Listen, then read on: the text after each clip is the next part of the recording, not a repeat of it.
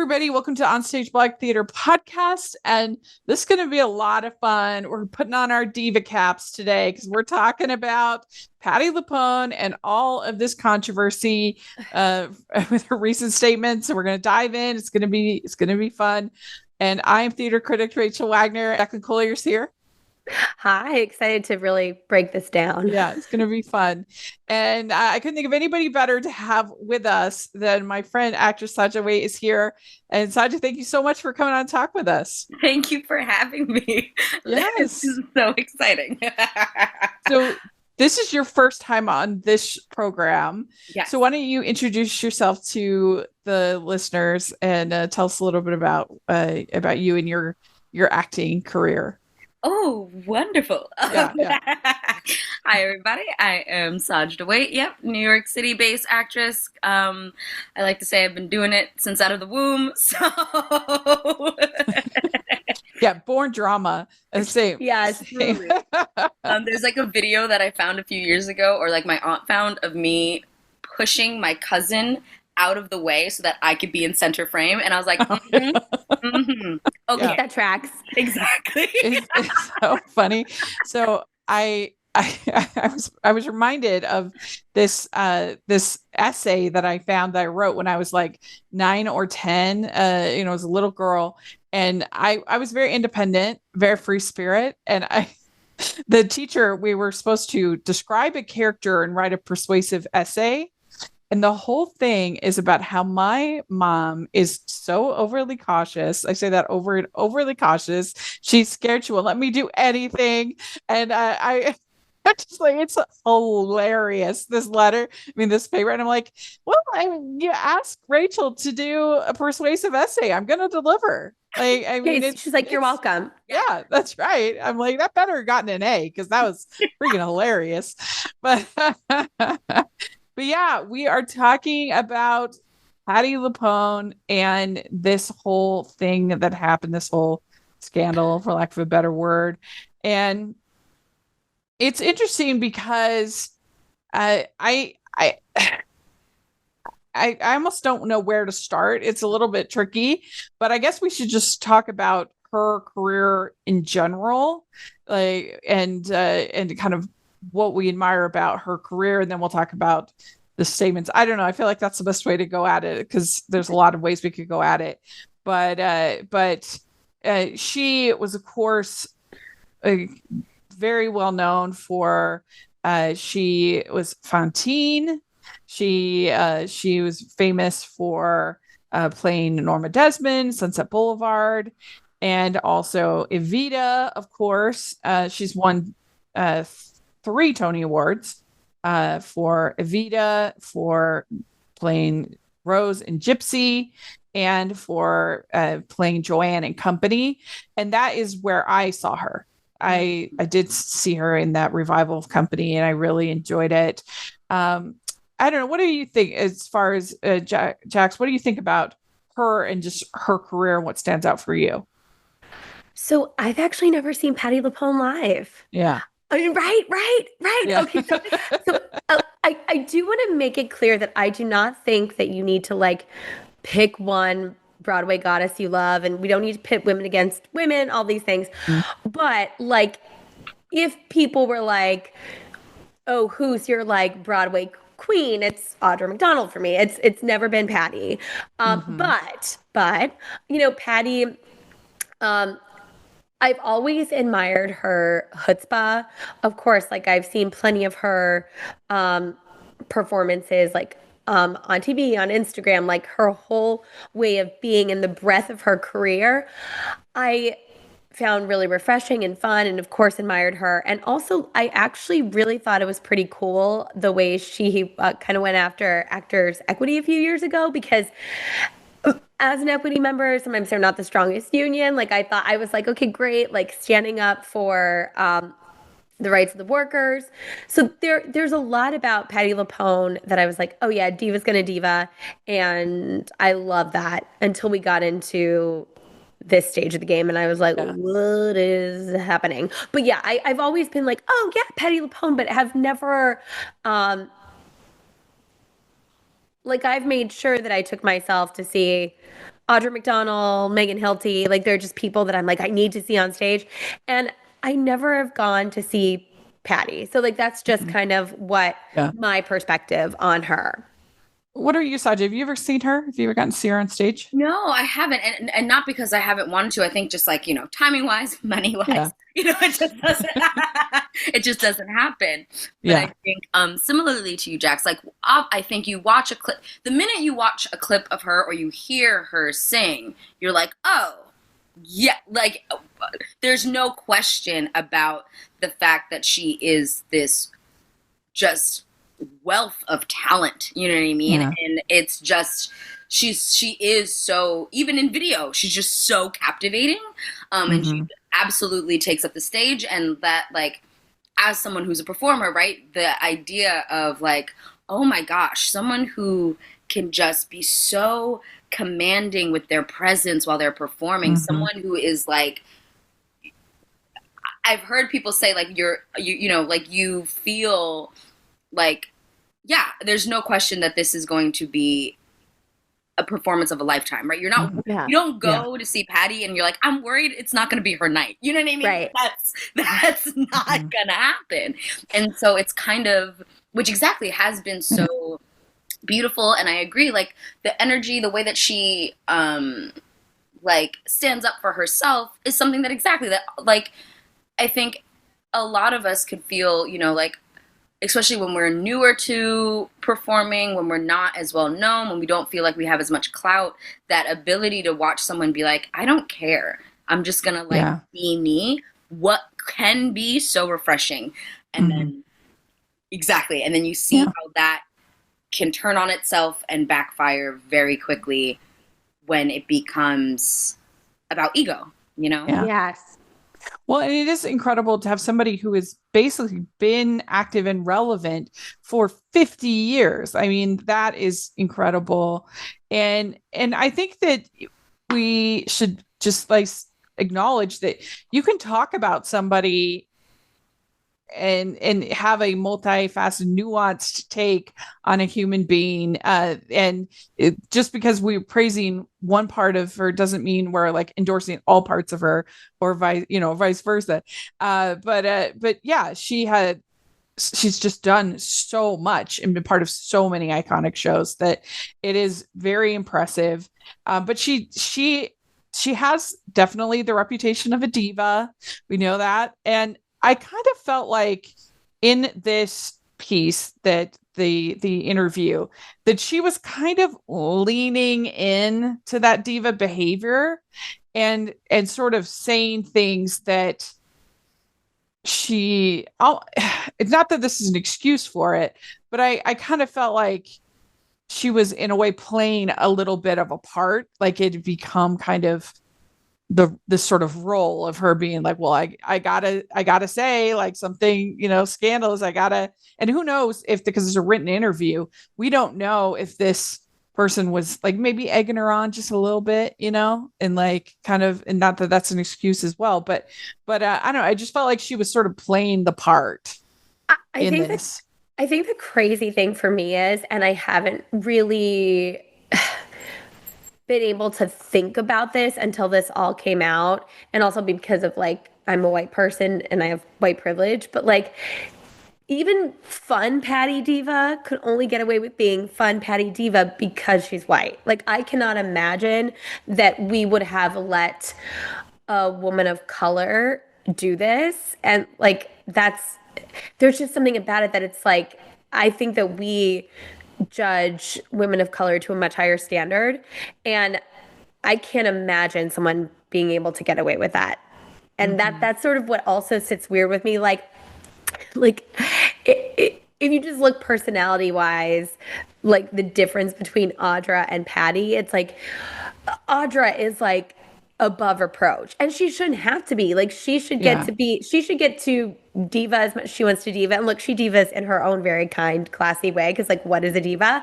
But it's just like, I think there's this thing where it's like Patti has been around for 50 years, so it's like she has gotten to do this, and she's gotten a pass a lot, I think. Yeah, I mean, I'm just saying though, I think that Patti LuPone is like very aware of that reputation. And I think she was leaning into it in this interview. And then it finally kind of backfired on her. Yeah. And again, not an excuse, but I don't know. I just think that in a way she was sort of playing a part. And then when she has her apology, I think is when she finally realized, okay, like it was too much. I leaned into it too much. I don't know. What do you think, Sajda, about that? I don't know. So I question it a little bit because I think it is a character, but I also think, I mean, I was talking to my friends about this because we've been talking about acting and then different show, but we were talking about the rehearsal and what does it mean to be an actor and a performer. But anyway. Oh, incredible show. Exactly. But like this idea of like, at what point, if in some ways all of life can be performative, right? You can't actually give a one-to-one like expression of your thoughts and your feelings. Like at some point you're always performing a bit of yourself anyway, right? For Patti, or not, right, you can obviously call me out if you don't believe that, but that's what I was thinking. But for Patti, I'm like, okay, there's been such a like, exactly, almost like a praise that comes along with her being a diva, that at some point, right, when it is no longer actually standing up for something, because that's the thing about this interview, it's like, what are you standing, you know what I mean? It's like, you're not standing up for anything, really, you're just being petty, you know what I mean? And I think, I wonder at some point of like that performance of confidence and bravado and all of that starts to feed the ego, and like I was saying earlier, and you get to a point where like you just say things and you're not even thinking about them, you know what I mean? And exactly, that's even worse of an excuse, right? That's almost like you've gotten away with not having to hold your thoughts and your words accountable to the point where you like actually don't take a second to think about it. And that's what I'm curious about for this interview that she has, because it just feels a little like, okay, like we're really calling Keisha Lewis a bitch, like really? Yeah. Well, that's the thing too. Like something that someone asked me, they're like, do you think that she would have called, like if we're talking about this and looking at it in terms of like microaggressions and her being disrespectful to women of color. Someone said, do you think, and this was a white guy that asked me, do you think she would have said that to a woman of color, called her a bitch? I mean, a white woman. Yeah. And I said, she might have, but I don't think she would have been like, who? Which, like, I'm sorry. She's done 10 Broadway shows. What? What do you mean? Coming from her status as a performer, you know what I mean? Yeah. That I think, like, do we really know if she would have done that? No, not really. But that also says a larger thing about how we uplift or don't uplift Black women in Broadway. You know what I mean? Like, why would Patti be like, she's not a legend? And she also quoted that she said she did like 7 Broadway shows and she's done 10. Like, just the whole thing of like, not that you need to know someone's entire history, because I couldn't tell you how many shows any of these actresses have done. But yeah, there was something about it that I was like, well, I don't think you might do the bitch thing, but I don't think you'd be like, who?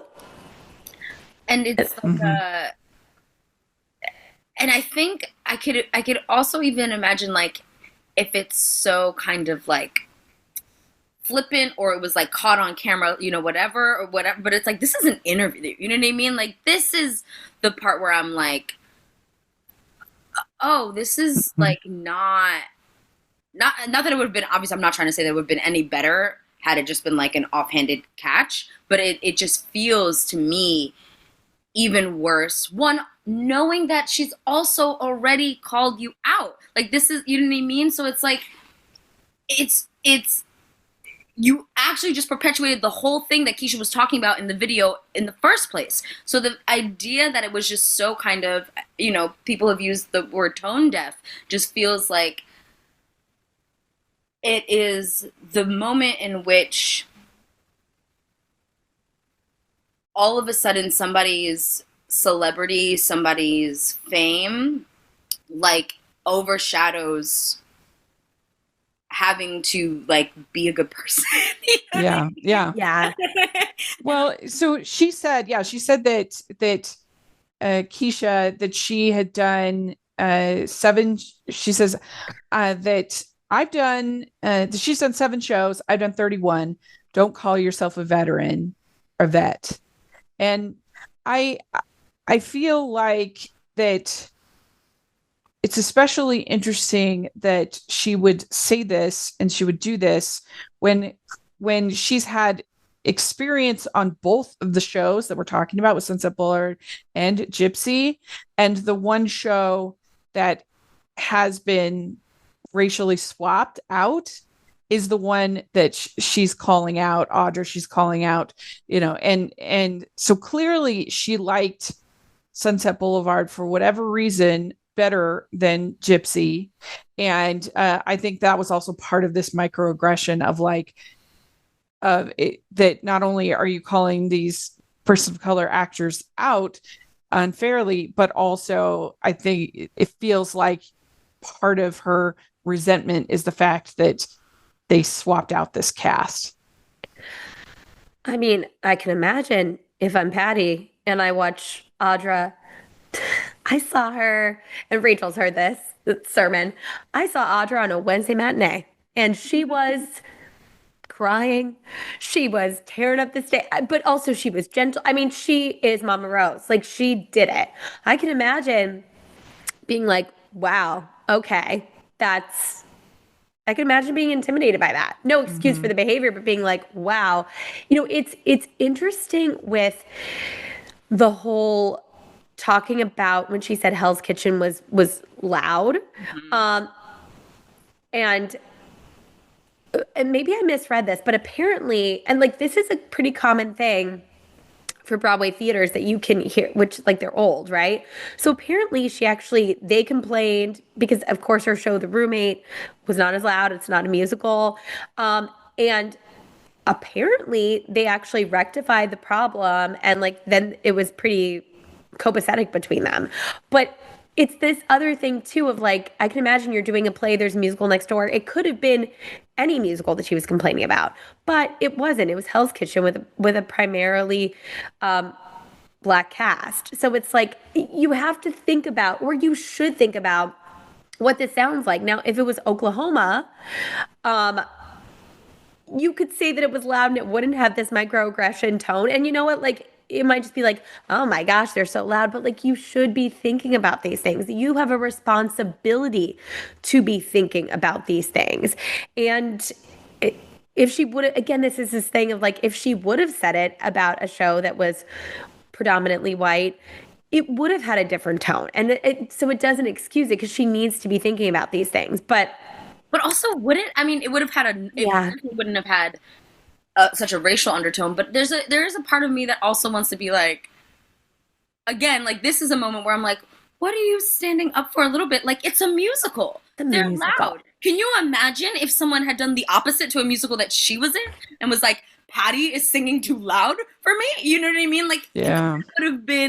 They would have been like, what are you talking about? Like, enjoy it. She would have been like, you're welcome that you got to hear me through the walls. You know what I mean? Yeah, that's true. Wait, you're so right. I didn't even think about that, but you're right. And she would be like, how dare they? Their show should be funnier or whatever. Right. And even thinking in terms of two things that made me just think of when you said that, Sajda, because like, I just saw my friend in a show at New World Stages, which is an off-Broadway space, and they're all very close together.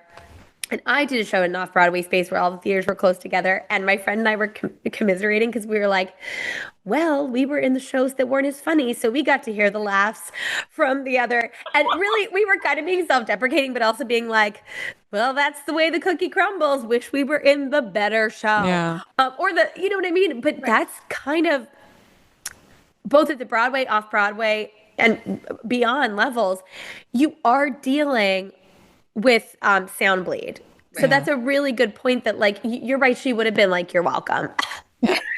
I can speak to that more on a movie level, because it is very funny when you're watching, like I watched the re-release of Pride and Prejudice, and then you can hear the think it was the Mission Impossible, like music, like this is just not like this is like this is weird. It got me through. But yeah, it enhances the experience. Yeah.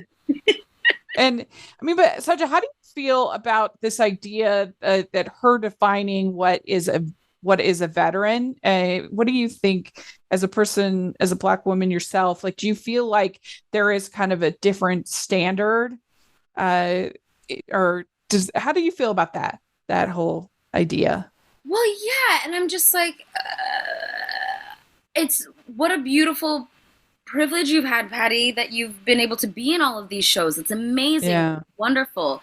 The opportunities don't always come, right? Like Audra, this like shifting of the Gypsy cast and Audra being Mama Rose is like the idea that it's 2025 and that's groundbreaking. You know what I mean? Like that's kind of wild. So to like call out someone's veteran status based on the amount of Broadway shows that they've been like able to be in is also so dismissive of the rest of the work, the breadth of their career, simply because they haven't been given the same opportunities as you. You know what I mean? Like that to me is where it's also like, hello, like what do you think? Do you think that Keisha Lewis is like, she's not, you know what I mean? She's not 22 and calling you out. And even if she was, she would have every right to call you out, but she's not like a 22-year-old baby. You know what I mean? Like she's a woman and she's been around and been fighting to be in this, you know what I mean? I don't know her whole back history, but I can imagine as someone who also wants to do theater has been fighting to be in this industry. And it isn't easy and the opportunities are not always there. And so, yeah, it's just it just sucks because it would be lovely if Patti could just be this like wonderful, audacious diva and we could just love on her. But the truth is that you just have to, it is really important. I think the open letter was, I think, pretty good of like, we cannot continue to allow people to not be held accountable. We have to, if we're gonna say that we're part of a community, if Patti is going to say that she's part of the theater community, then she has to treat everybody else like they are part of the community. And that was talking about that status and trying to like be so dismissive is the complete opposite of that. And so, well, especially because like Keisha, she did nothing. Like she's just living her life. Like, she did nothing to like deserve this. She just said like, hey, what you're saying right now about something being loud is a microaggression against a Black cast. I'm just being honest. What do you think, Jax, about this? About like what makes a veteran of, what makes somebody a veteran in this field? I mean, yeah, that's a really good question because like, to me, Keisha is someone with like, who's leading one of the most popular shows on Broadway. And this is her 10th Broadway show. It's kind of like, duh. But that aside, like, of course she's a veteran, but I know people who have one Broadway credit, but like it was Alphabet. And you're going to tell me that anyone who's played Alphabet, which by the way, finally we have a Black woman playing Alphabet, cannot believe that was the thing that we had to wait for until after the movie did it. Like, okay. What? But like, I think what's so incredible about, as someone who doesn't do musical theater anymore and could never have done it at like a Broadway competitive level, it is athleticism to me at its finest. So anyone who's in there, like in the trenches, being able to hack it in a Broadway show, like you're a Broadway vet to me. Like, look, when we look at combat veterans, it's not like how hard did you serve? It's like, well, you served, you're a veteran, It's like, to me, that's what, and Sajda, to your point about Keisha just being like, hey babe, that's a microaggression.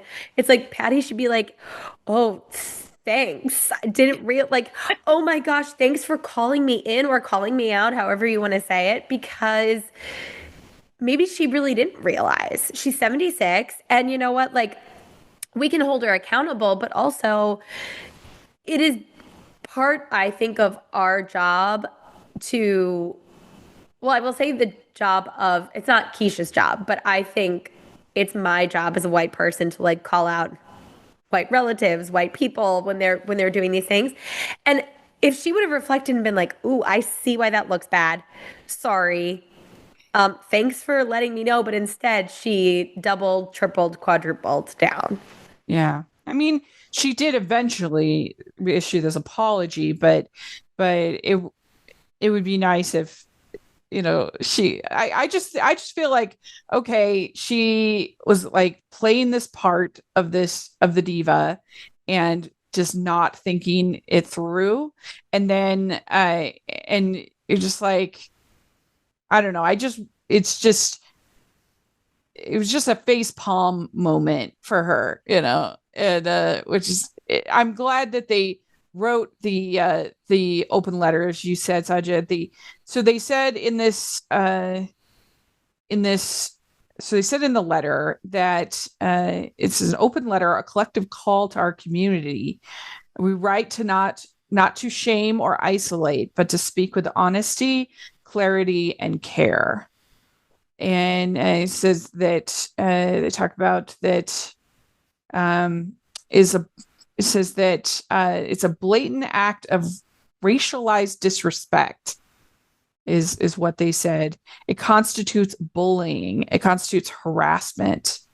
And yeah, I mean, I think it's fair. And I think that perhaps maybe she's kind of gotten away with being a bit of a bully because it has been topics that people agreed with a little bit more, and now she's let it go too far.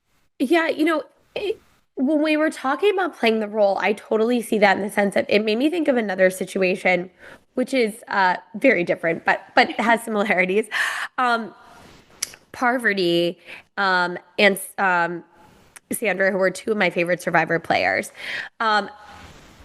Sandra's won twice, Parv's won once, but they like each like fight about like who's the queen. And Parvati was telling a story on a podcast one time that they were saying like kind of like, you know, like spicy things about each other. And Parvati texted her like, "Wait, are we like in the media?" And then she's like, "Wait, are we having fun? Like, is this okay?" Because they have a friendship. And I think that there's something about it that I am all about, kind of playing into this like performative rivalry. I think that there actually can be a lot of fun with that, and it creates like a mystique and like an interesting story around that. But at the end of the day, like, they're friends, and I just think like I can't imagine Patti like texting. Actually, I just can't imagine Patti texting, but Patti calling Kesha and being like, "Hey, I called you a bitch. Like, are we having fun with this, or like, did I actually hurt your feelings? Like, what's going on here?" And I think that is the thing. It's like the character is kind of fun for me, especially in a world where women are told to like act a certain way and like be compliant and all these things. But really it's like, well, can we actually just think about not the bigger picture of if what you said was wrong or microaggression or exactly what it was, but how it made Kesha feel, which was not good. Like, on a very human level, I just think it's kind of a bummer. Yeah. And like, I mean, for Kesha and then for Audrey, you're like, I don't, what riff? You know what I mean? That interview of her being like, you'd have to ask Patti, because it's like, but I agree with you. That moment of being like, I don't understand what's going on, because exactly, no one was let in. This was just, for some reason on this platform, Patti was just not going to hold anything back and just like allow it all to be whatever that first reaction was, there was not a 1-2. It was just the one. And it's just wild to be like, and this is like a New York magazine. Like, you know what I mean? Like, people are going to see this and read this, and like, this is going to have effects beyond just this conversation with this one person. So like, because I know I've said some stupid stuff. I've been flippant. I've been mean. I'm not a perfect human. Yeah. Also, like, what is your responsibility to the people that you're talking about, the community that you're in, when you have such a big voice in it? Yeah. In the letter they talk about this, says, let us be clear, this is about more than one person. It's about a culture, a pattern, a persistent failure to hold people accountable for violent, disrespectful, or harmful behavior, especially when they are powerful or well-known. This is not about differing opinions. It is about public actions that demean, intimidate, or perpetuate violence against fellow artists. It is about the normalization of harm in an industry that too often protects prestige over people. Yeah. So that it's more than just the one person. And I also think like the fact that if she had just had the one comment about like, oh, I'm not friends with Audra, like I don't think everyone would be like, totally. Okay, you're not friends with somebody. But like the fact that she doubled down on multiple people in one interview, I think that kind of made it feel even more of an aggression or a bullying kind of a thing. Right, because it was like and it wasn't even, it was, that to me also feels like a moment, because that felt like the interviewer, like egging a little bit, because like, oh, did you see that Audra had put all these emojis or commented whatever, was like positive to Kesha's video. And it how that became like did Patti even see that beforehand? Was that the first time she's hearing it? And so therefore, then piggybacking off of it, we're like, well, that's who Audra is. She's not a friend. It's just like, you haven't even, if you're just getting this information, you don't even know what Audra's like mindset was behind it either. Like, it's a very funny, or not funny, but it's like a ironic. Yeah, like, you're allowing someone to kind of like push the button so you become the diva, like you were saying a little bit, like it was a manipulative moment, and instead of like actually being, just like taking in what was happening, it like for some reason she just allowed that to like steamroll her into dragging Audra into this drama for no reason. Well, and it's funny because I think if her, even if it was a subconscious desire to promote Sunset Boulevard over Gypsy, I think if anything, this just made people sort of rooting for Gypsy over, like I feel like if not that Audrey needed anything to be able to win a Tony. She's obviously already won so many. But I think that if it did anything, it actually helped make it more likely. People are going to be rallying for her, It's so funny too.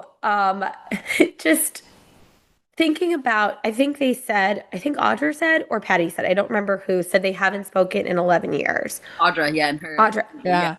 Why? Kind of like, what? Why would Patti not send her flowers on opening night for Gypsy? Why? Why would you not do that? Like, I get it. Like, life flows in and out, and not all celebrities know each other. Not like, and sometimes you're just not friends with someone.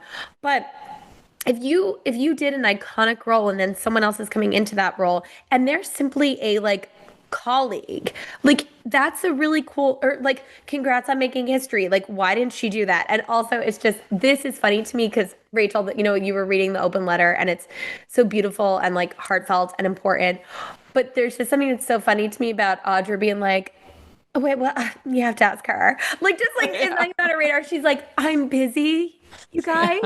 I'm busy, and like that's her mess, and like it's actually not my mess. I'm killing it 8 times a week in Gypsy, and like, you know, I've been a series regular on a TV show. Like I'm doing me. So like she's not gonna get trapped in it. Like she always takes the higher road when, you know, Yeah. look, it might be fun to see her not take the higher road, but I admire her for doing it. Well, Yeah. Oh, sorry. No, go ahead.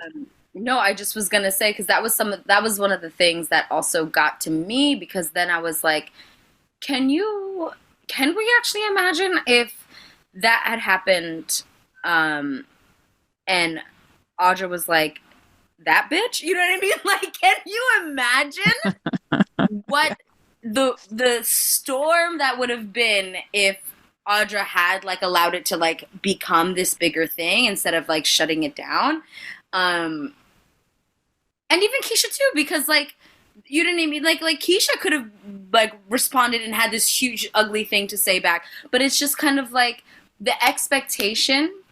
And I think that's kind of what, to me, the community letter is also, or the open letter is also talking about, is that it's almost like, yeah, there actually is no space for Audra and Kesha to be upset about it, because all of the air on, yeah, you're right. That's a good point. What Patti's doing and what Patti said and what blah blah blah blah, and it's like,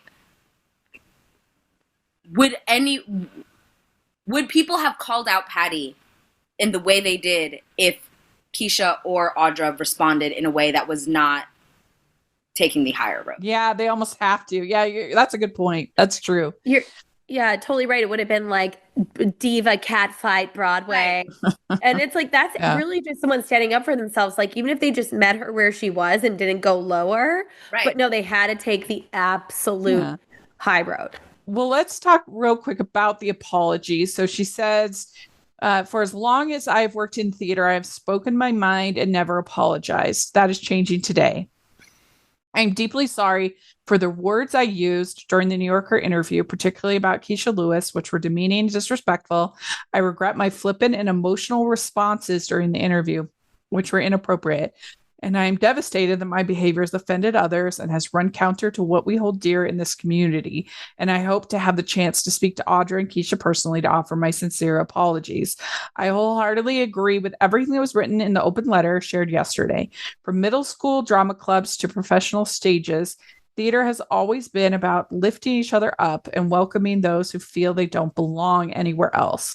I made a mistake. I take full responsibility for it, and I'm committed to making this right. Our entire theater community deserves better. So obviously this looks very PR tested, but I do appreciate that it doesn't really try to excuse it. Like, she's not like, oh, I just had a bad day or whatever, you know. She's just like, I made a mistake, I screwed up, I'm sorry. I do appreciate that about it, but I don't know, Sajda, what do you think about that? How do you feel about the apology side of it? Well, yeah, I feel like I have two things that make me go, oh, Patti. One is which is like, it's in, I mean, as we've been talking, it's in character for her, but the idea of like, I've never apologized and today's the day, you know, I'm like, that's not, apologies are a sign of growth. So the idea that you've made to, 50 years on Broadway, exactly, into your 70s, and you don't apologize is actually not something I would be like, I'm going to snap for myself. Good point. Yeah, that's true. Never having to apologize. It's like, babe, that is not the flex you think it is, but continue. Yeah. Okay. So that's one. But okay, like, even if I'm pushing past that and being like, yep, okay, that's the Patti we know and love, is then I get to the rest of it of like, and I hope to reach out to apologize to them. And I was like, okay, so you are more concerned about the way that this has been presented publicly to your fans and to the other people within the theater community and the repercussions that might come if you don't apologize publicly. You worry about that before you actually go apologize to these two women, like face to face or phone. Yeah, that would have been nice if she'd been like, I have already reached out and that's being kept private or whatever, you're right. That's a good point. And so that to me is a sign of like, okay, Patti, do you still think it's a big deal? Do you actually think that what you did was like super bad? Or are you kind of like more concerned with the aftermath of what you did? And right, like again, like the responsibility is to the 2 Black women that you've harmed in your interview. It's actually not like, I don't actually give 2 shits about your apology. You know what I mean? Like, I want them to feel better about what you said. And so I think that those 2 things were the things that I was like, Patti, like, I don't know if you're really, I think you feel bad. I think she might feel bad. Whatever. I do appreciate there was no attempt to like explain it. Like, oh, this was a mean reporter, or he twisted my words, or they were taken out of context. There was nothing like that. But yeah, no, it's a totally fair point of like, why say I hope to be like, I am actively reaching out, or whatever. Yeah. And that's totally fair. What do you think, Jax, about this apology? Yeah, so 2 major things bumped for me. That was one of them. I also am like, you don't even need to tell us you reached out or you intend to reach out, because it's not for everyone else, it's for them. But I'm just like horrified, because I can imagine, like you said, Sajda, like I'm like, I have said stupid things, I've hurt people, and my first thing is like to be like, oh crap, okay, let's connect on this because I've really messed up. But so that was the one thing that bumped. The other thing for me that, and I agree with you, Rachel, it's a very like PR savvy statement, and in a way has to be, and I am glad she issued it. The word offended, I think hurt would have felt better to me, because offended is like, sorry if I offended you. That feels a little different than, I'm sorry if I hurt you. Like, I'm sorry that I hurt you. Offended almost puts it on them and their reaction rather than like causing harm. At the end of the day, what really would have like worked for me, again, it's not about me, it's about Kesha and Audra, but for me, if she would have like come in correct for me in this would have been if she was like, look, I'm an old jealous bitch. Audra is killing it in Gypsy. Kesha is in like one of the most popular like sexy shows on Broadway right now that everyone's talking about. And you know what? Like, I want to be the #1 diva. And obviously I wouldn't have said it about these women if I wasn't insanely jealous of them, but that doesn't make it right. And then like listed a couple of incredible things specifically about them. Like, this is what I admire about Kesha and blah, blah, blah. And this is what's incredible about Audra. And then maybe even ended it with something funny about Audra, like being Mama Rose and how incredible and better than her she was. Like something funny. But like, this is so, it doesn't even sound like her, which is a problem for me. Yeah, that's true. Like if she had just said, I was wrong. I'm sorry. That's it. Yeah. That would have felt more of a more authentic Patti LuPone of being like, that's it. There's no. But I agree. The offended. Well, that did kind of stand out to me. That like, I'm sorry that my words. I'm devastated that they were offensive instead of they were the wrong words, right.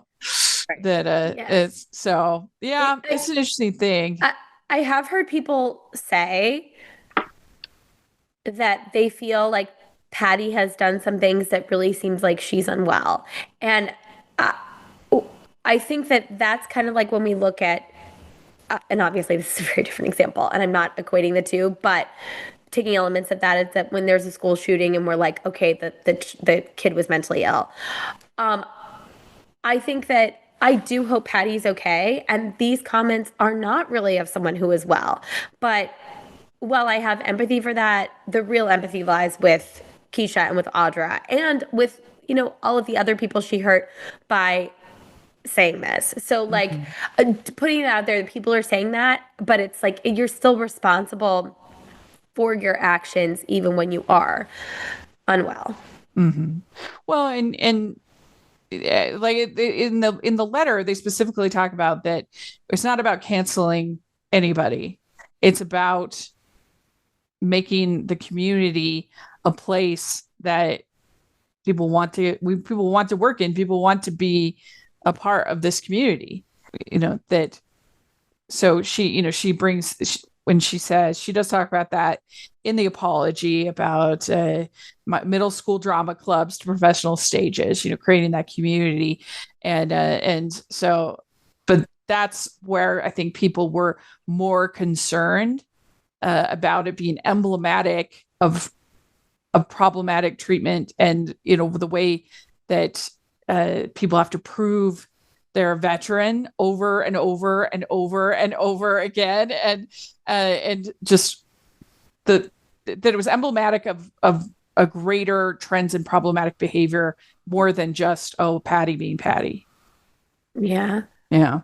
So it's a good discussion to have, and I'm sure it's interesting because this article, she says that she's done with Broadway, but I don't buy it for a second. She's gonna be back, and hopefully she can learn from this experience, and it'll be better, next time. So it also is much easier to say you're done with Broadway than being like, Broadway's done with you, babe. You know what I mean? Yeah. Like, I'll break up with you before you break up with me.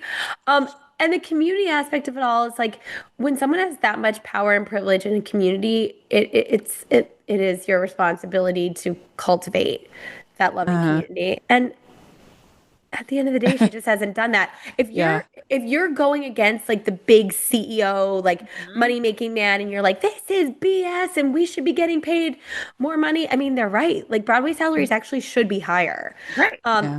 So there's all those things to it, but it's like, it's a bummer when you see someone who has earned, but also been given so much. Yeah. Act. So, well, this is not going to be the last time that Jax and I talk about Patti, because she's on this season of Just Like That. So that's going to be. She is. Yes, she is. So. Well, let us know what you think. We've had a number of articles on the blog about this whole situation. You definitely want to check those out and comment on them. We'd love to hear your comments and all the different things that we talked about with this. And Sajda, thank you so much. You're the best. Thanks for having me, y'all. This was great. Thank you. This was so fun to get to chat about this. And Rachel, I think it was really smart. You were really good about waiting until we got more information so we could have a really comprehensive discussion, which I think was great, because it's very easy to be like, let's jump on this right away. But now we had a lot to talk about how the story played out. So I think that was great. Well, it was kind of by chance. We kept scheduling it, and then something would happen or we couldn't find it. And I really felt like just having I really wanted to have different voices, on this discussion. So a lot of drama in the world of theater, but we want to hear what you think about this in the comments or over on the blog. Definitely check it out. And we're on all the social medias, OnStage blog. Sajda, where can people follow you? I'm mostly on Instagram, and you can find me at It's Sajda. Great. And Jax, what about you? Jacqueline Collier on Instagram. Great. And you can find me at Rachel's Reviews all over the place, including rachelsreviewstheater.com. So check that out. And thanks so much, everybody. We'll talk to you later. Bye.